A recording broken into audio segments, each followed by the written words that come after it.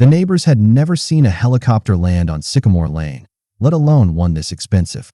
Black as obsidian, matte finished, and humming like a silent predator, it descended with surgical precision, right in front of a modest single-story house with peeling paint and a crooked mailbox. Daniel Carter didn't flinch. Inside the kitchen, he stood at the sink, washing the last of the breakfast dishes. Water dripped from his fingers as the rotor blade slowed outside. He dried his hands on an old towel, folded it twice, then opened the door without a hint of surprise. Out stepped two figures, tailored suits, composed energy, impossible presence. One male, one female. In another life, you might have guessed they were celebrities. But these two didn't smile for cameras. They walked with purpose, the kind that said this visit had been planned for years. Daniel met them halfway down the front steps. The man spoke first. "It's been a long time." The woman added, softer but sharper, "We're ready." From across the street, a neighbor peered through parted blinds. She whispered to her husband, "Who is that man?" No one could have guessed. The same janitor who vanished 20 years ago, after being fired for feeding two hungry children, was about to step back into history. And this time, everything was different. Daniel Carter did not belong here. Not because he lacked talent, but because talent was not enough. He had graduated top of his class from City College with a degree in business analytics. Professors said he was born for strategy, for leadership. But interviews turned cold when they saw his address, or his last name, or the shade of his skin. So at 25, Daniel found himself mopping floors and serving wine at the Silver Plate, one of the most exclusive restaurants in Manhattan, while his diabetic mother, Ruth Carter, sat alone at home with a failing refrigerator and a drawer full of expired insulin. He worked 2 shifts back-to-back. Janitor in the morning, waiter by night. The uniform was crisp. The pay was scraps. One night in December, he stepped out the back alley during his 10-minute break. Snow had not yet fallen, but the wind cut like glass. That was when he saw them. 2 children, curled beneath the steel dumpster, shivering, silent, and starving. Leo, 10 years old, wrapped in a jacket 2 sizes too small. Maya, 8, holding a torn notebook filled with stick figure dreams. Daniel did not ask where they came from. He just went back inside. He filled a to-go container with untouched steak, mashed potatoes, and still warm bread. He covered it with foil, walked out calmly, and placed it beside them without a word. They did not speak either. Just nodded that he did. This every night for the next 3 weeks. Quietly, carefully, until someone noticed that it was Richard Holloway, the owner of the Silver Plate, that a man born into generational wealth and Ivy League arrogance. He walked like the restaurant belonged to the city and spoke like its workers were furniture. That night, he had been watching security footage. He summoned Daniel during peak dinner hours. In front of the full staff, chefs, bartenders, hosts, and servers, he held up the footage on a tablet. "You are stealing," Holloway said flatly. "I was giving them what we throw away," Daniel replied. Holloway smirked. "And who gave you the right to decide that?" Silence. Then he raised his voice, making sure every customer on the other side of the wall could hear. "You want to feed the homeless? Start with yourself. You are fired." Daniel stood frozen, then turned and walked away. No outburst, no defense. But Holloway was not done. Within 48 hours, Holloway's PR team circulated a carefully worded memo across the hospitality circuit. Daniel Carter was dismissed for misconduct and breach of food safety protocol. Do not recommend for employment. In one email, Daniel's career was burned to ash. Weeks passed. He worked odd jobs, cleaning offices, washing cars, handing out flyers in the subway, whatever paid enough to keep insulin in the fridge and food on his mother's plate. But it was not just the money. It was the silence and 01 returned calls. Every restaurant he walked into looked at his resume and then politely slid it back. "Sorry, we are fully staffed." Even Ruth began to notice the change. "You are carrying something heavy, baby," she said one night. "But you are still standing. That is what matters." Then came the worst blow. Social workers picked up Leo and Maya. Daniel arrived at the alley one night with soup and sandwiches and found only a folded drawing on wet cardboard. 2 stick figures, one tall, one small, holding hands, smiling. A note at the bottom, in Maya's handwriting. "Thank you for not walking past us." Daniel stood in the alley for a long time. He did not cry. He did not scream that he just opened his worn leather notebook and for the first time wrote down one name, Richard Holloway. Then beneath it, not revenge, justice. 3 months after being fired, Daniel Carter cleaned law firm bathrooms by night and worked a gas station register by day. His back hurt. His shoes were breaking. The subway rides felt longer. But every evening, he came home to a tiny kitchen, cooked a fresh meal, and packed it into 2 containers. One labeled Leo, the other Maya. He left them outside the community center door, under the rusted bench where he had once seen them wait. He knew they were gone. Still, he showed up. Every day, for weeks, because hope is not always logical. It is sometimes just a habit. One rainy Friday, Daniel was delivering cleaning supplies to a private business club in Midtown Manhattan. The marble floors were polished, the walls lined with oil paintings of men who had built their legacies off the backs of others. Daniel walked in quietly, head low, pushing the cart that he heard the voice before he saw the face. Richard Holloway, standing with 3 other wealthy executives, holding a whiskey glass, laughing. "Remember that kid from the silver plate?" Richard said, too loud on purpose. "Tried to be a hero. Ended up mopping toilets." They all laughed. Daniel did not look up. He did not speak. He just stood behind the potted plant, gripping the spray bottle so hard his knuckles turned white. That night, Daniel went home and sat in silence. The house was dark. His mother was asleep. The food he cooked remained untouched. He opened the same old leather notebook, the one where he had written Richard Holloway's name, and turned the page. Then he began to write names, dates, conversations, things he had overheard during late shifts at the silver plate, cash payments not logged, imported wine relabeled as local, tips skimmed off for back-end profits, offshore account setups. It had all seemed like meaningless gossip back then. Now, it was something else. Evidenced, he began to remember patterns, which clients Richard bragged about avoiding taxes with, which suppliers whispered about fake invoices, which managers collected extra fees from undocumented staff and made them stay quiet. Daniel was no longer just recalling that he was building. The next day, Daniel walked into a thrift bookstore and bought a used copy of Introduction to Federal Business Law. The cover was torn. The pages were yellow. But he read it cover to cover. He also began researching labor codes, IRS violations, whistleblower rights. Every night, after cleaning offices and scrubbing coffee stains from corporate carpets, he would sit by the window and study, sometimes until sunrise. No one knew what he was planning. Not his mother, not his old co-workers, not the city that had already forgotten his name. But Daniel had made a silent decision. He was not going to beg for a job anymore. He was going to build a strategy. 1 that would not just bring down Richard Holloway, but expose the system that protected people like him. ***. Weeks passed. Then one day, while restocking printer paper in the back office of a legal firm, Daniel heard something that changed everything. 2 junior partners were whispering about an investigation into tax shelters tied to elite restaurant groups. One of the names mentioned, Holloway Hospitality Incorporated. Daniel did not say a word. But that night, he added another page to the notebook. Phase 1 begins. The world still saw Daniel Carter as invisible. A janitor. A man with a mop.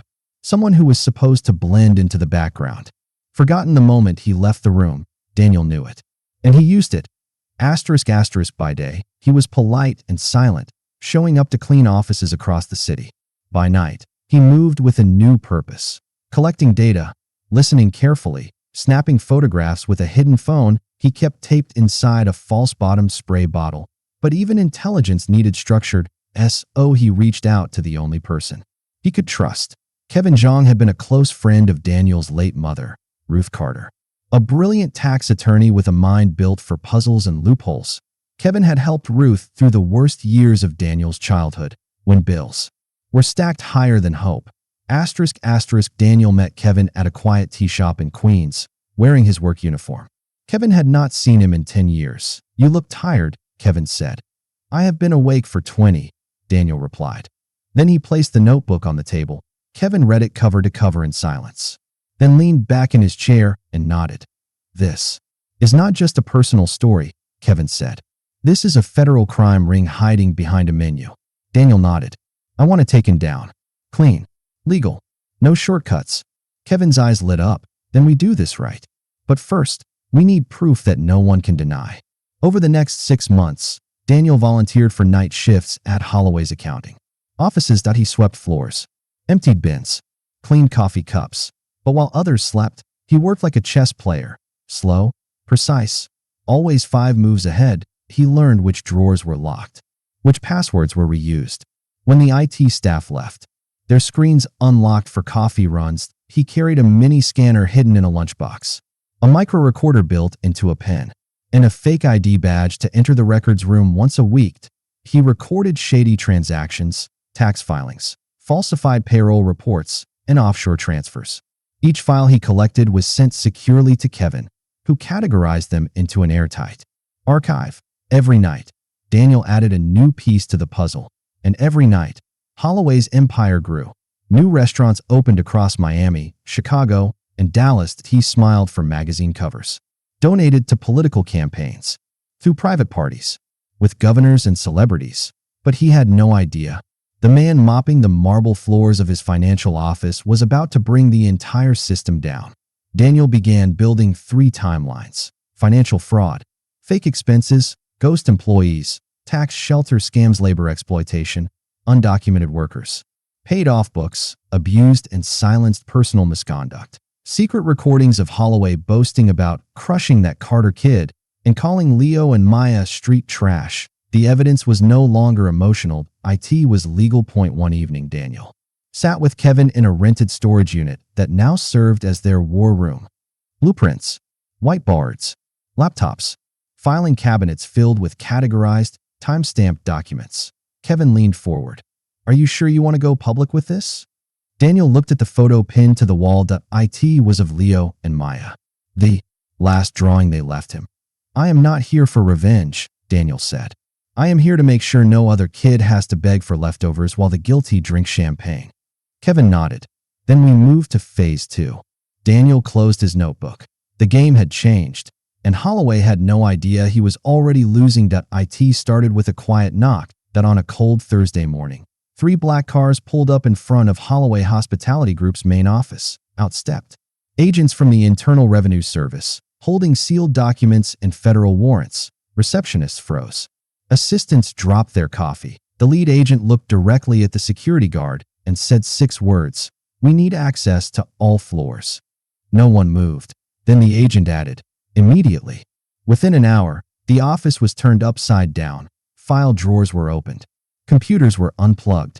External hard drives were taken into evidence. Staff watched in disbelief as records they thought were buried deep.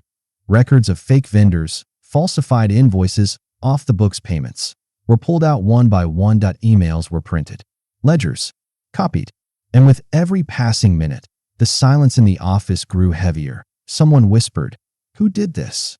But no one had an answer. By lunchtime, it was no longer a secret. Headlines hit the news. Top restaurant group under federal investigation for labor exploitation and tax fraud. Whistleblower reveals years of abuse behind the glamour. Elite restaurateur accused of racist remarks and illegal employment practices. Within hours, sponsors pulled out. Investors withdrew funds. Politicians deleted photos. Celebrities unfollowed and distanced themselves. And then the health department arrived. 3 of Holloway's biggest restaurants were shut down for violations no one had dared report before. Unsafe kitchens, fake safety records, forged inspection dates. Every camera in the city was watching. By 4 p.m., Richard Holloway sat inside his glass boardroom on the top floor of his office tower. Around him, his most trusted executives shouted over one another, "This is coordinated. Someone planted this. These are real records. We are finished if this goes public. You said the books were clean." Holloway slammed his fist on the table. "They were clean. Do you think I would be this careless?" He stood up and paced the room, sweating. Suddenly, his phone rang. Unknown number. He paused, then answered. A calm voice came through. Steady, quiet, unshaken. "Do you remember the waiter you fired for feeding 2 hungry children?" Richard stopped breathing. He looked around the room, eyes wide, face pale. "Who is this?" The voice continued. "You laughed. You called them street trash. You spread lies to make sure I never worked again." The room went silent. Everyone watched Holloway closely. "Who?" "Who is this?" he said again, weaker this time. The voice replied, slowly, "I am the man who became invisible so you would forget him. I am the man who listened, watched, and waited, and I am the reason your empire is now falling." Click. The line went dead. For the first time in decades, Richard Holloway sat down without speaking. His mouth stayed open, but no sound came. He looked around, as if hoping someone would tell him it was not real, but the reality was clearer than ever. His name, once powerful and feared, was now tied to shame. His legacy, destroyed, and the man he had once called worthless had taken everything back, without raising his voice, without showing his face. The sign on the gas station flickered in and out. Half the letters were missing. A cold wind passed through the empty lot as the night shift worker restocked shelves and wiped the counters. His name tag said Rick, but once he had been called Richard Holloway. No one recognized him now. The sharp suits were gone. The private jets, the magazine covers, all gone. Now he scanned snack bars and cigarettes while teenagers barely looked up from their phones. He worked 12-hour shifts, took the bus, slept in a one-bedroom apartment behind the store. The man who once owned restaurants in 5 cities now heated his meals in a microwave near the restroom, and no one remembered why he had ever been important. Across the city, a different kind of empire was rising. Inside a sunlit office tower, simple, clean, and quietly elegant, Daniel Carter stood by a window, watching as morning traffic passed below. Behind him, the logo on the wall read, Carter and Zhang, Strategic Audits and Ethics Consulting. What started as a file in a notebook had become a movement. Daniel and Kevin Zhang now led a growing team of investigators, analysts, and lawyers who specialized in exposing discrimination and corruption inside powerful companies. They worked silently, precisely, without show or ego. Their victory over Holloway had made headlines. But what came after mattered more. They received letters from across the country, whistleblowers, single mothers, fired employees, undocumented workers, each one sharing a story, asking for help.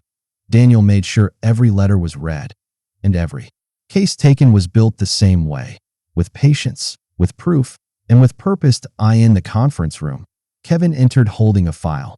"This one looks serious," he said. Daniel nodded. "We will handle it." Quietly, Kevin smiled. "Just like old times." Daniel looked at the photo pinned to the corner of the case file. 2 kids holding hands in front of a soup kitchen. Leo and Maya. He kept their last drawing in his wallet, folded carefully behind his ID. That week, Carter and Zhang were honored at a national ethics summit. When asked about the Holloway case, Daniel kept his answer short. This was never about revenge.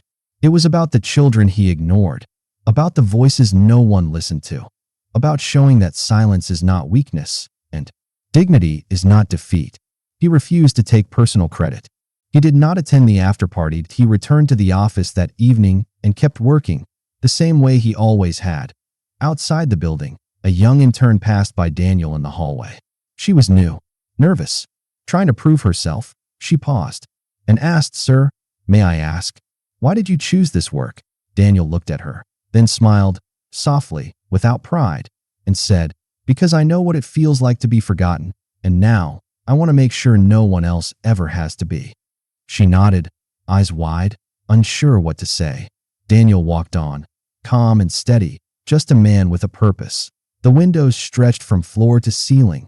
Beyond them, the city shimmered beneath a golden dusk, each light flickering like a memory. It was quiet, except for the gentle hum of the air conditioning and the distant sound of traffic below.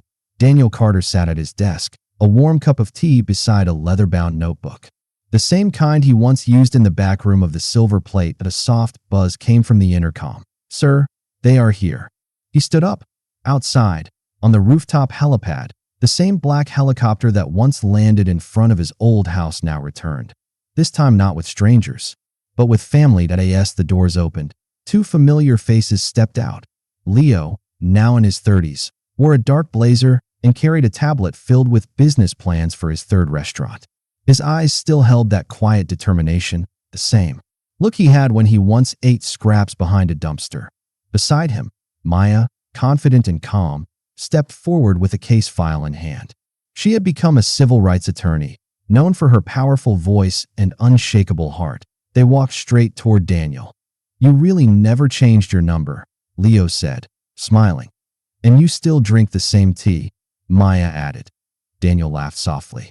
"Some things are not meant to change."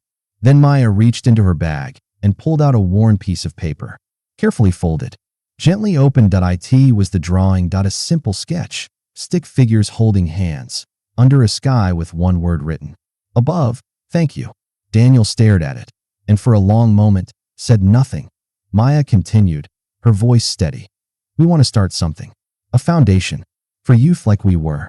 We want to build what you gave us, at scale." Daniel nodded slowly.